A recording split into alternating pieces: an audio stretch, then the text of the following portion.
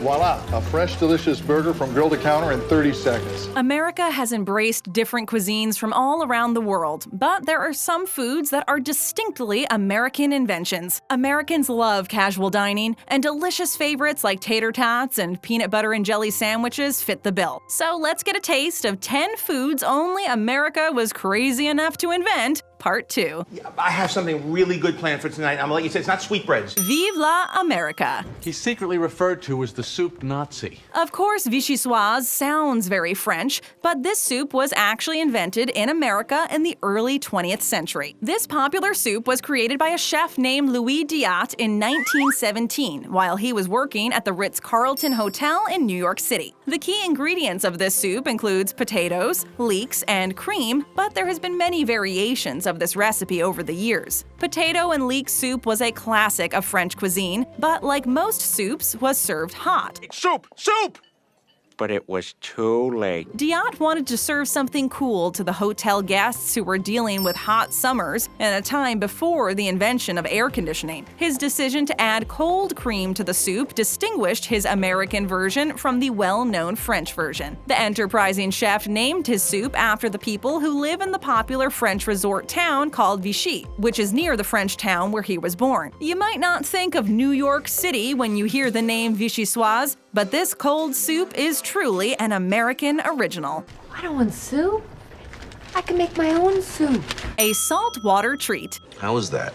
Salty. People don't agree on just how saltwater taffy got its name, but we have to stipulate up front that there is absolutely no seawater or salt water used in the production of this candy. Many people argue that it was simply a clever name cooked up by seaside vendors trying to sell more candy. However, there are others who insist there is a story behind this descriptive name. Taffy was being produced as early as the 1800s, but it hadn't really broken through as a popular candy. Things changed when an Atlantic City candy maker store was hit by an unexpected flood. A flood?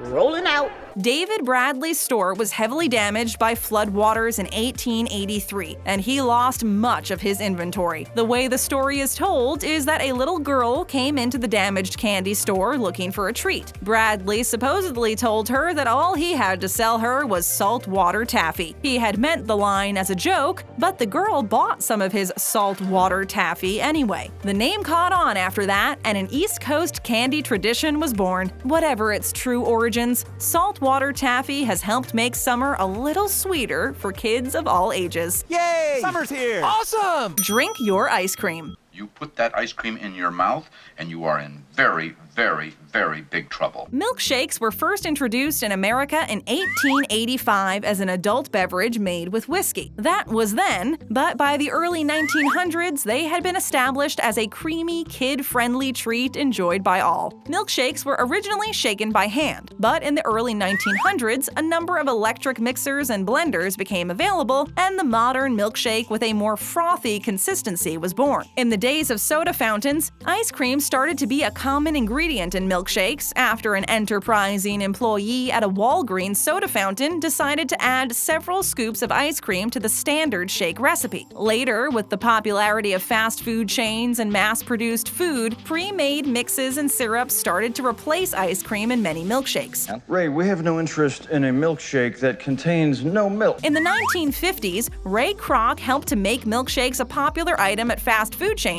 when he bought the exclusive rights to a particular milkshake mixer for use at McDonald's restaurants. Although tastes have changed quite a bit over the years, milkshakes have remained a popular treat. Let's go out for frosty chocolate milkshakes. Leave room for your fortune. Well, you know, Lois, it's never easy hearing the truth, especially from a fortune cookie. If you get Chinese food in America, you'll likely finish your meal with one of those little folded cookies with a fortune printed on a tiny slip of paper. Not everyone agrees on the exact origins of these treats, but perhaps the most likely involves immigrants not from China. It appears these Chinese fortune cookies were actually introduced by Japanese immigrants inspired by a popular cookie in Japan that is served with tea.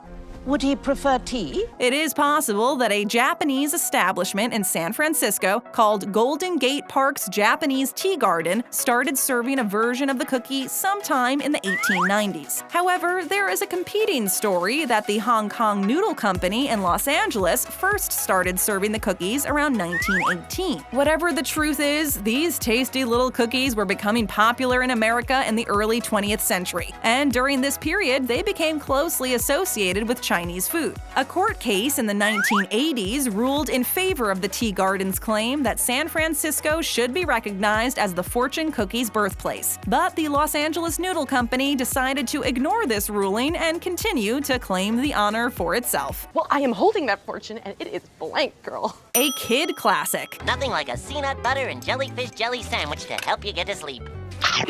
An article in the May 1896 issue of an American magazine called Good Housekeeping offered a recipe that called for spreading homemade peanut butter on slices of bread. Soon after, Table Talk magazine published a recipe for what it called a peanut butter sandwich. At this point, peanut butter was still relatively expensive, and the sandwich didn't really catch on with most people. However, in the early 1900s, the price of peanut butter fell quite a bit, and peanut butter sandwiches began to grow in popularity. Several other innovations soon followed, including adding sugar to the peanut butter and offering pre-sliced bread. Hi, Lois. It's a great morning, no matter how you slice it. These changes helped catapult this modest recipe to new heights of popularity. It is unclear exactly when jelly became part of the recipe, but records show that by World War II, the troops were eating peanut butter and jelly sandwiches. As popular as this classic combination has become, there are several well-regarded variations, such as the Fluffernutter. Instead of jelly, this peanut butter sandwich uses a stiff marshmallow spread called fluff. The Fluffernutter seems more like a dessert than a sandwich, which is probably just fine with most kids. Peanut butter man now, is there? Eating the Kool-Aid.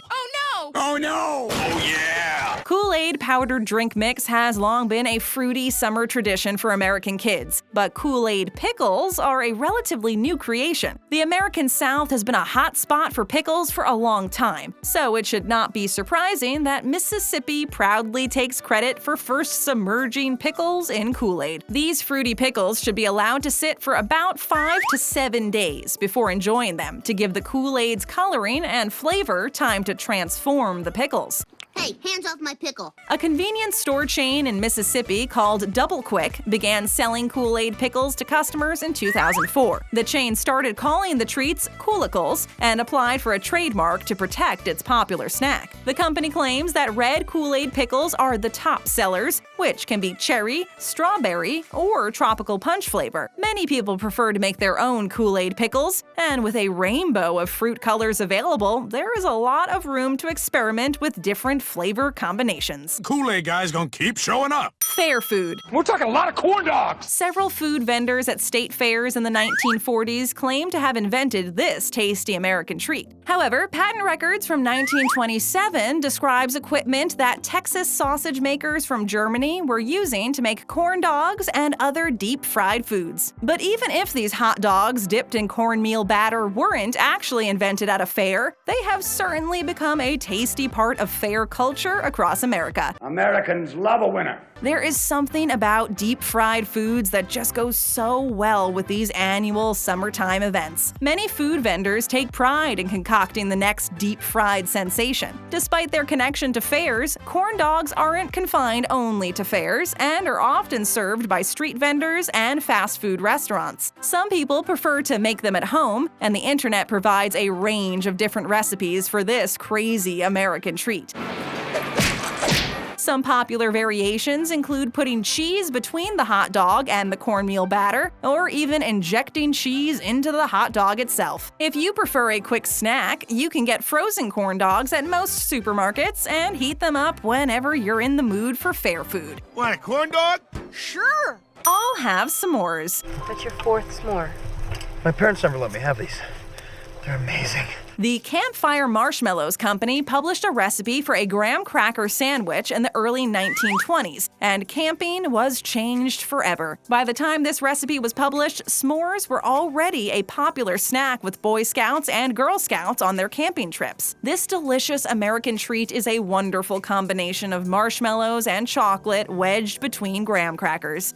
You can have anything you want. You want some crackers? The preferred method for preparation is to roast the marshmallows over a campfire, but s'mores can also be made at home using the backyard grill or even the microwave in a pinch. The graham crackers and chocolate bars are key ingredients of the classic version of s'mores. However, over the years, there have been many variations that used different cookies and candy. Everything from peanut butter cups to peppermint patties and almond joy have been tried in an effort to improve on the classic recipe. These alternatives probably taste just fine, but it's hard to top the classic chocolate bar as the perfect match for the marshmallow and graham crackers. Campfires simply wouldn't be the same without this crazy American treat. Let's use marshmallows.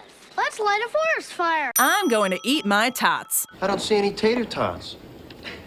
That's not a question. In the 2004 movie Napoleon Dynamite, the title character puts tater tots in his pants so he can eat them later. But needless to say, this plan doesn't work out for him. A lot of Americans love these little blobs of fried potato, even if most of them don't tend to store them in their clothes. A tater tot's cylinder shape lends the side dish to being a finger food for children, but they are enjoyed by potato lovers of all ages. The Grigg brothers, the founders of the Ore-Ida Company, came up with a new product dubbed the tater tot in 1953 to signify a small potato. The coolest potato man ever. Period. End of story. The tater tot was Ore-Ida's solution to the question of what to do with the scraps and leftovers from the huge amounts of potatoes the company processed every day. Tater tots were first sold in stores in 1956 at a cheap price, but they did not sell very well. Ironically, they began to sell better after Ore-Ida raised the price. Despite these lowly origins, the tater tot has become a legitimate alternative to French fries. These crispy treats have become so popular that Americans now eat as many as 3.7 million tater tots a year. In addition to traditional tater tots, sweet potato tater tots and alternatives made with broccoli and cauliflower have become increasingly popular. You get a little piece of turkey on your fork, a little cranberry sauce, and a tot. Let's split.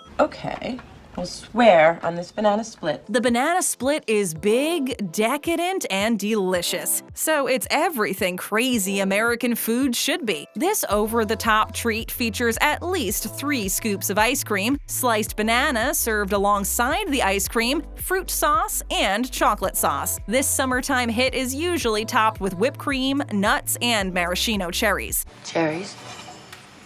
And, Nuts? Many ice cream lovers agree that this is a fantastic creation, but there is less agreement about exactly where and when the banana split was invented. Between the years 1904 and 1907, no less than 3 cities claim to have come up with this soda fountain classic. The cities of Latrobe, Pennsylvania, Boston, Massachusetts, and Wilmington, Ohio all claim the banana split as their own. Historians usually give credit for the banana split to a young man named David Strickler. According to the story, he was working at Tassel Pharmacy in Latrobe when he was inspired to create this famous treat. Although the 2 other cities dispute this account, Latrobe went ahead and celebrated the 100th anniversary of the banana split in 2004. In 1952, the popularity of the banana split inspired a Nebraska teenager to create the banana split pie. This unique dessert won first prize worth $3,000 in a national contest.